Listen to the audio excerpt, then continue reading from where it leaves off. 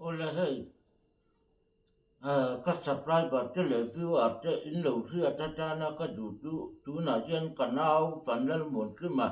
ti ka ma jian do in pe tor min dor sak me ka dam lo na thil a chu wang tuan tu na po jun thi in ka uma jun thi in kana a i atu to khop me ka na nei si chu wang tuan view ate live le ilovel hi ka ti vak le thei to don lo một trăm ka ngai do na kan biak te kan mi biak te hei kanau pa in na min biak sak te hian Sunday ball vela thut luk nan tiam thei do na thut luk nan tiam tuan chu mi ma fitness tak fitness ka lo chi that deuh te mà in cái lâu in đuổi đâu te một có một thật te có một tầm te ang ya dai tu ra i cái im buat sai ang ya tu bang tuan in cái viewer te le subscriber te in khua har don in lunga leng don ti ka tia cái pon se ka ti don ama ero tu i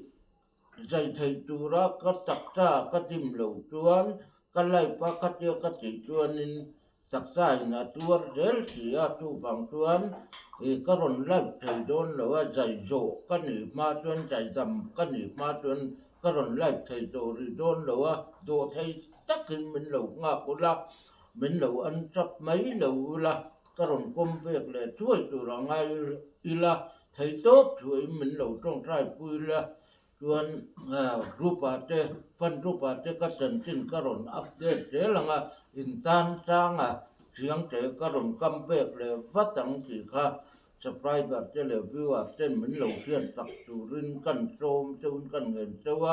ka live lo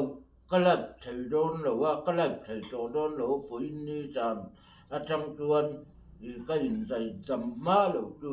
chú mình lâu riết chắc tu rin các subscriber thế lệ mình view trên tu supporter mình supporter thế cần trả đủ châu cần thiệt thế đủ châu anh ấy cái lô mẹ in sắp in hun man luồng phải phải rất là